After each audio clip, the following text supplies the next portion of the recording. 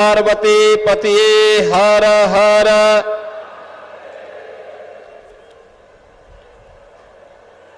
जनपद ललितपुर की लगभग 1,500 करोड़ रुपए से अधिक की परियोजनाओं के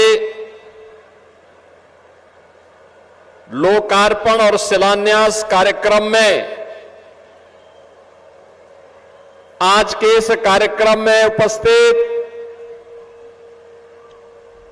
जनपद ललितपुर के प्रभारी मंत्री श्री दानिश आजाद अंसारी जी,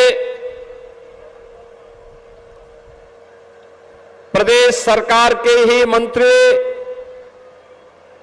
श्री मनोहर लाल पंत जी, लोकप्रिय सांसद श्री अनुराग शर्मा जी, ललितपुर के लोकप्रिय विधायक श्री रामरतन कुशवाहा जी,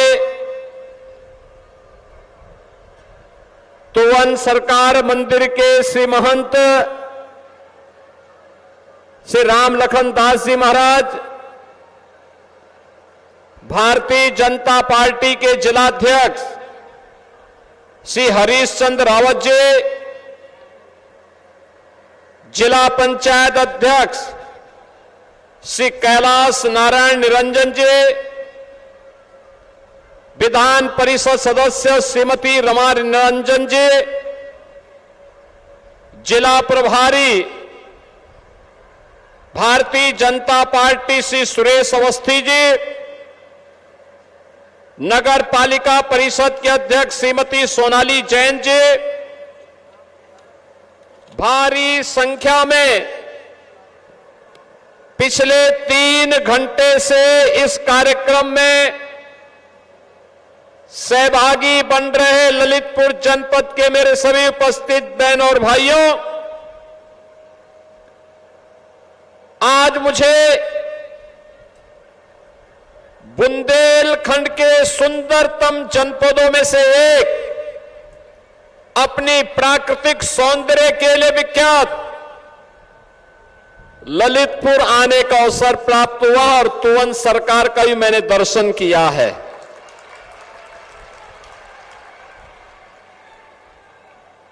इस बार आने में थोड़ा देर हुई है, लेकिन बहनों और भाइयों, हमेशा ललितपुर हम लोगों के हृदय में बसता है और इसलिए मुझे आज ललितपुर आकर के अत्यंत आनंद की अनुभूति हो रही है। आपको आज 1,500 करोड़ रुपए से अधिक की परियोजनाओं का उपहार प्राप्त हो रहा है। यहां के जनप्रतिनिधियों के सहयोग से आज ललितपुर विकास की जिन ऊंचाइयों को प्राप्त कर रहा है, इसके लिए सबसे पहले मैं तुवन सरकार को नमन करते हुए ललितपुर के सभी नागरिकों को इन योजनाओं की हृदय से बधाई देते हुए आप सभी का मैं अभिनंदन करता हूं। आज ललितपुर बदल चुका है। कभी एक कोने में उपेक्षित सा पड़ा ललितपुर पिछली सरकारों की उपेक्षा का दंश तो झेलता ही था। विकास की योजनाओं से कोसों दूर कोई पुरसा हाल नहीं था, न सड़क, न बिजली, और माताओं और बहनों को तो अपना पूरी जिंदगी मिट्टी के घड़े में पानी ढोते ढोते ही व्यतीत हो जाता था। खेती के लिए पानी होने के बावजूद सिंचाई की सुविधा नहीं थी, गरीब के लिए आवास की सुविधा नहीं थी, किसी भी प्रकार की सुविधा नहीं, न शिक्षा की व्यवस्था, न स्वास्थ्य की व्यवस्था, न विकास की कोई परियोजना आगे बढ़ पा रही थी। और यहां के संसाधनों में लूट होती थी, लूट। संसाधन यहां का, वन संपदा यहां की, चंद मुट्ठी भर लोग उसको लूट करके काटते थे, तस्करी करते थे। संसाधन पर ललितपुर की जनता जनार्दन का अधिकार, चंद मुट्ठी भर लोग अवैध खनन के कार्य में लिप्त होकर के व्यवस्था पैदा करते थे। और आज मुझे बताते हुए प्रसन्नता है, अब तो हमारा ललितपुर नवाचार के लिए जाना जा रहा है। अभी आपने देखा, प्रदेश के अंदर पहली गौशाला ललितपुर ने दी थी कि सरकार भी गौशाला का संचालन कर सकती है, और तुरंत सरकार की कृपा से पहली गौशाला यहां के तत्कालीन जिला प्रशासन ने प्रारंभ की थी। और मुझे अच्छा लगा कि अब वह कंपोस्ट की आपूर्ति दुनिया के देशों को भी करने जा रही, एक्सपोर्ट करने जा रहा है। अब ललितपुर के पास अपना मेडिकल कॉलेज भी है, अटल आवासीय विद्यालय भी है, और अभी 1,500 एकड़ क्षेत्रफल में हम उत्तर प्रदेश का पहला फार्मा पार्क आपके ललितपुर जनपद में बनाने जा रहे हैं। प्रदेश में कहीं बन रहा है तो ललितपुर में बनेगा, ललितपुर में, और उसके लिए हम पूरी तैयारी कर चुके हैं। हजारों नौजवानों को नौकरी मिलेगी। ये फार्मा पार्क जो ड्रग बल्क पार्क बनने जा रहा है, इसके बारे में कोई जानता है, इसकी कीमत कोई जानता है और इसके महत्व को कोई जानता है तो आपके लोकप्रिय सांसद श्री अनुराग शर्मा जी उसके महत्व को अच्छी तरह जानते हैं। और इसीलिए आज वह भी आपके यहां बनने जा रहा है। बहनों और भाइयों, अब मुझे अच्छा लगता है कि हमारी बहन और बेटियां, हमारी माताएं सिर में घड़ा लेकर के नहीं, हर घर नल की योजना साकार हो रही है बुंदेलखंड के अंदर। हर घर नल की योजना, शुद्ध पेयजल उनके घर तक पहुंचाने का काम हो रहा है। तो बुंदेलखंड अब एक मॉडल बन रहा है। बुंदेलखंड एक्सप्रेसवे और उत्तर प्रदेश का सबसे बड़ा इंडस्ट्रियल सिटी यानी औद्योगिक शहर अगर हम कहीं बसाने जा रहे हैं तो वह भी बुंदेलखंड में बसाने जा रहे हैं, बुंदेलखंड के अंदर। मैंने पिछली बार कहा था कि पहले हमारा यहां बुंदेलखंड का युवा प्लान करता था, माता और बहनों की पूरी जिंदगी पानी ढोने में व्यतीत हो जाता था। वो बेचारी मिट्टी के घड़े में पानी ढोते ढोते पूरा जीवन व्यतीत कर लेती थी, और कभी दुर्भाग्य से कोई ठोकर लग करके मिट्टी का घड़ा फूट जाता था, वो अपनी किस्मत के लिए रोती थी। यही बुंदेलखंड की त्रासदी थी। ऐसा नहीं कि आपके पास जल संसाधन न रहा हो, ऐसा नहीं कि आपके पूर्वजों की मेहनत से बुंदेलखंड को सजाया और संवारा न हो, लेकिन पिछली सरकारों के निकम्मेपन के कारण, माफिया वृत्ति के नाते बुंदेलखंड पिछड़ा था। नौजवान पलायन कर रहा था, माफिया हावी थे। हर जिले में कोई न कोई माफिया नौजवानों की नौकरी पे डकैती डालता था, विकास की योजनाओं पर जबरदस्ती अपने गुंडों को बिठा करके जनता के हक को छीनने का कार्य करता था, और बुंदेलखंड अपने आप को ठगा हुआ महसूस करता था। बहनों और भाइयों, मैंने पिछली बार कहा था कि हम डिफेंस मैन्युफैक्चरिंग कॉरिडोर के हब के रूप में बुंदेलखंड को भी बस डेवलप करेंगे। और अब आपने देखा होगा यूपी के अंदर डिफेंस मैन्युफैक्चरिंग कॉरिडोर में जो मिसाइल बन रही है, ब्रह्मोस मिसाइल यूपी के अंदर बन रही है। और ये ब्रह्मोस मिसाइल जब दगी थी ऑपरेशन सिंदूर में, तो पाकिस्तान के छक्के छुड़ा दिए थे। पाकिस्तान त्राही माम करते हुए दुनिया के अंदर जान की भीख मांगने के लिए मजबूर हो रहा था। यह है नए भारत की ताकत, और नए भारत की ताकत का नेतृत्व दे रहे देश के यशस्वी प्रधानमंत्री श्री नरेंद्र मोदी जी, और उन्हीं के मार्गदर्शन में उत्तर प्रदेश के साथ साथ बुंदेलखंड की भी व्यापक कायाकल्प हुई है।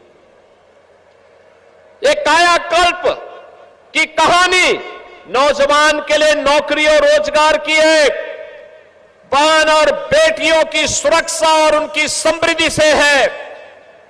अब यहां की बहनें मिट्टी के घड़े में पानी ढोने के लिए नहीं, बल्कि बलेनी मिल्क प्रोड्यूसर के माध्यम से कैसे महिला स्वयंसेवी समूह तेजी के साथ आगे बढ़कर के अपनी आय बढ़ा सकती है, इसका मॉडल बन रही है। और उस मॉडल का प्रतीक कोई बन रहा है तो हमारा बुंदेलखंड बन रहा है, झांसी बन रहा है, ललितपुर बन रहा है। अब तो यहां पर विकास की योजनाएं, वर्षों से लंबित सिंचाई की परियोजनाओं को तेजी के साथ आगे बढ़ाने का काम किया गया है। आज आप देख रहे होंगे, कभी अर्जुन सहायक परियोजना कई दशकों से लंबित थी, आज पूरी हो गई। रतौली बांध, बावनी बांध, कसनौदा बांध, मझगावा और चिल्ली स्प्रिंकलर सिंचाई परियोजनाओं ने आज बुंदेलखंड के अन्नदाता किसानों की किस्मत को बदला है। कई गुना आमदनी हमारा अन्नदाता किसान अब कमा रहा है। याद करना, जब हम समग्र विकास की बात करते हैं तो मैं एक बात साफ कह देना चाहता हूं, बहन और भाइयों, विकास का कोई विकल्प नहीं हो सकता।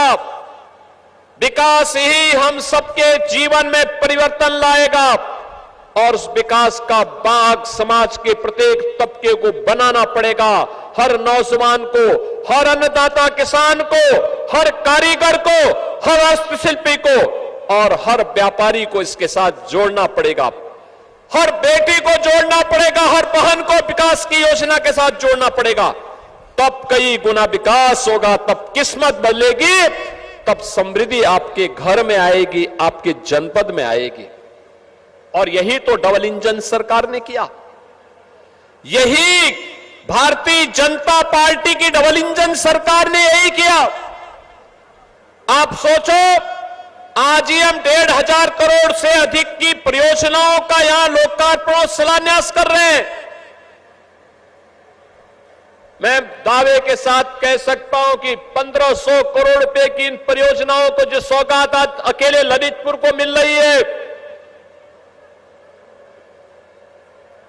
इसमें बल्क ड्रग पार्क नहीं है, जो फार्मा पार्क हम बनाने जा रहे हैं उसको नहीं जोड़ा है।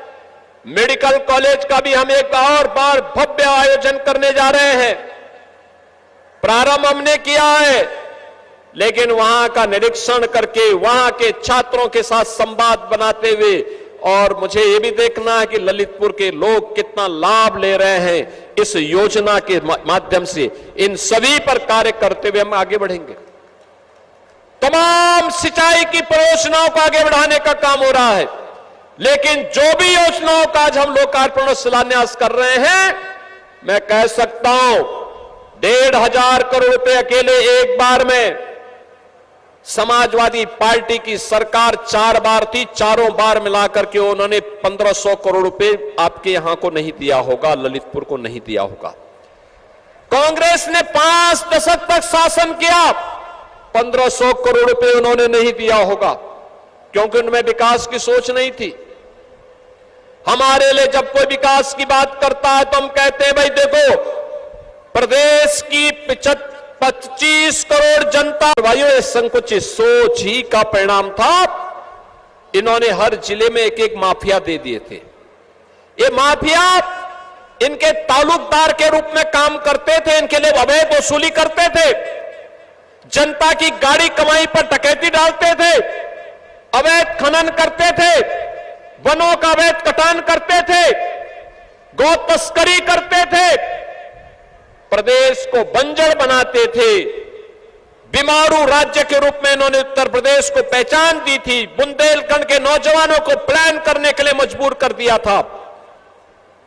यहां की बहन बेटियों को इन्होंने कष्ट दिया, नौजवानों की नौकरी पे डकैती डाली।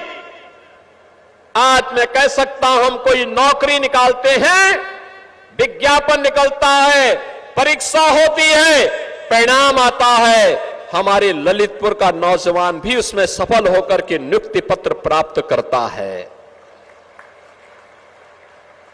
ललितपुर की बेटी भी यूपी पुलिस का हिस्सा बनती है, यूपी पुलिस में भर्ती होती है, यूपी में सरकारी नौकरियों में स्थान प्राप्त करती है। अब विकास की कोई योजना आती है, हमने मेडिकल कॉलेज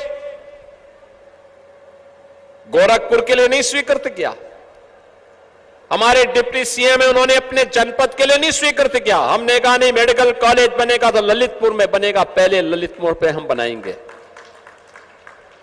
ललितपुर विकास की योजना का हिस्सा बनना चाहिए।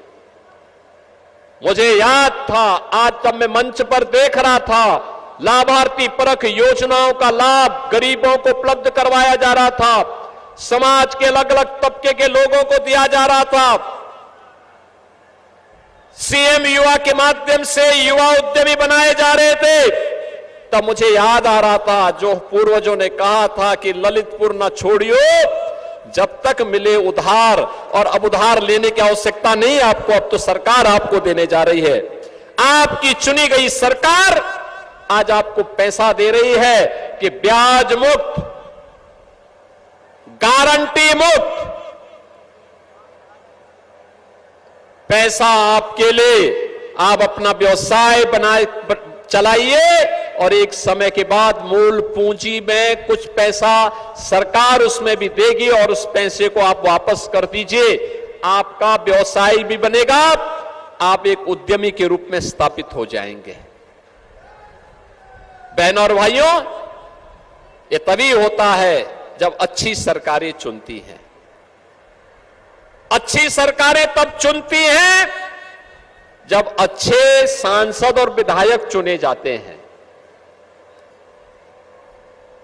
आपने यहां पर हमारे दोनों विधायक चुने हैं, श्री मनोहर लाल मन्नू कोरी, ईमानदार हैं, सज्जन हैं, परिवार से थोड़ा पीड़ित रहते हैं, व्यक्तिगत रूप से बहुत ईमानदार है, मेहनती हैं, दिन रात चलते हैं, और उनको हमने कह दिया है कि मेहनत करो, क्षेत्र की जनता की सेवा करो, परिवारवाद के खिलाफ उठ खड़े हो जाओ, सरकार आपके साथ खड़ी होगी, पूरी पार्टी आपका समर्थन करेगी। और दूसरे हमारे विधायक राम रतन कुशवाहा जी आपके विधायक हैं, मेहनत करते हैं, समस्याओं को लेकर के हम लोगों के पास आते हैं, उसको समाधान तक ले जाने के लिए निरंतर प्रयास करते हैं, और आज वे यहां पे काम कर रहे हैं और इनको सानिध्य प्राप्त होता है, नेतृत्व इनको प्राप्त होता है लोकप्रिय सांसद श्री अनुराग शर्मा जी का। देखो, ये जो परिवार है ना,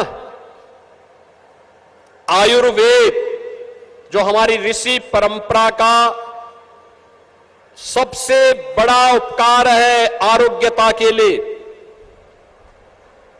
पिछले सैकड़ों वर्षों से इनका परिवार उस विधा को पुनर्जीवित करके भारत की ट्रेडिशनल मेडिसिन की व्यवस्था को आगे बढ़ाने का काम कर रहा है।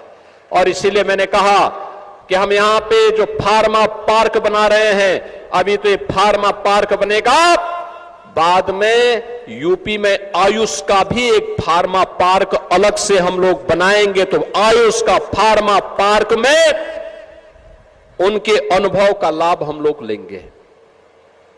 इन्होंने बैद्यनाथ के नाम पर जिस तेजी के साथ देश के अंदर आयुर्वेद का विस्तार किया, अभिनंदनीय है।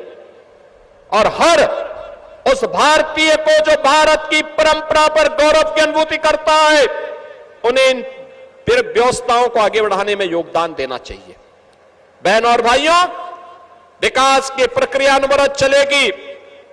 गरीबों के कल्याण के लिए सरकार की योजनाएं मजबूती के साथ आगे बढ़ेंगी। मैं केवल आपसे एक ही बात करूंगा कि डबल इंजन की सरकार मोदी जी के नेतृत्व में बिना रुके, बिना डिगे, बिना थके, बिना झुके कार्य कर रही है।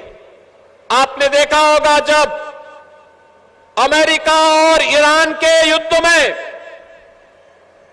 पूरी दुनिया के अंदर ईंधन की आपूर्ति बाधित हुई, पूरी दुनिया तबाह हुई, अमेरिका जैसी ताकतवर देश भी किम कर्तव्य विमूढ़ की स्थिति में था। तब मोदी जी के नेतृत्व में भारत के अंदर ऊर्जा संकट न पैदा हो, इसके लिए कार्य किया गया, जनता को राहत देने का कार्य किया गया। महंगाई बढ़ने से रोकी गई, दुनिया के अंदर किसी देश में नहीं हो पाया, भारत ने किया है। भारत तेजी के साथ आगे बढ़ रहा है। आपने देखा होगा अभी दुनिया के अंदर G7 की बैठक में मोदी जी गए थे, स्लोवाकिया ने उन्हें अपना देश का सर्वोच्च सम्मान दिया। दुनिया के अंदर अब तक 33 से अधिक देश हैं जिन्होंने अपने देश का सर्वोच्च सम्मान प्रधानमंत्री मोदी जी को दिया। जब मोदी जी को किसी दुनिया का सर्वोच्च सम्मान मिलता है तो सम्मान 140 करोड़ भारतीयों का सम्मान होता है, 140 करोड़ भारतीयों का। और उस सम्मान के साथ पूरा देश गौरव के साथ अपने प्रधानमंत्री पर गौरव की अनुभूति करता है। और उसी गौरव की अनुभूति कराने के लिए आज मुझे आपके बीच में इन योजनाओं की सौगात देने, ललितपुर के समग्र विकास के कार्यक्रमों को आगे बढ़ाने, यहां के नौजवानों के उज्जवल भविष्य को बढ़ाने के लिए बहन और बेटियों को राहत देने करके उनकी सुरक्षा, उनके सम्मान, उनके स्वावलंबन के लिए प्रभावी कार्यक्रमों को आगे बढ़ाने के साथ ही विरासत और विकास की जो प्रक्रिया है उसको आगे बढ़ाने के लिए हम कार्य करेंगे। और इसी विश्वास के साथ आज मुझे ललितपुर में आने का अवसर प्राप्त हुआ। मैं धन्यवाद दूंगा आप सभी को। 3 घंटे से अधिक समय से आप सभी लोग यहां पर एकत्र होकर इन कार्यक्रमों का हिस्सा बने हैं। और मुझे अच्छा लगा आज जब मैं बुंदेलखंड के दौरे पर आया, कल योग दिवस पर मैं झांसी में रहूंगा और कल मुझे महोबा और हमीरपुर भी जाने का अवसर प्राप्त होगा। मैं आज जब आया सबसे पहले मैं दतिया में माता पीतांबरा पीठ में दर्शन करने का सौभाग्य मुझे प्राप्त हुआ। वहां से मैं सीधे यहां आया, तुवन सरकार के दर्शन हो गए। और अब लोकतंत्र में जनता ही जनार्दन का स्वरूप होती है। अब आपके साथ संवाद बनाने का अवसर प्राप्त हो रहा है। आप सबको मैं इन सैकड़ों करोड़ की परियोजनाओं की उपहार के लिए हृदय से बधाई देता हूं। आप सबके प्रति अपनी शुभकामनाएं देता हूं और आपको आश्वस्त करता हूं कि ललितपुर के विकास के लिए जो भी हो पाएगा, सरकार आपके साथ में खड़ी है, आपको हर प्रकार का मदद करेगी, हर प्रकार से विकास की परियोजनाओं को आगे बढ़ाने का कार्य करेगी। इस विश्वास के साथ आप सबके प्रति मैं अपनी मंगल में शुभकामनाएं देते हुए वाणी को देता हूं विराम। जय हिंद, जय जय श्री राम। बहुत बहुत धन्यवाद माननीय, आपके बहुमूल्य मार्गदर्शन के लिए। और अब अंत में महिला समूहों द्वारा बनाए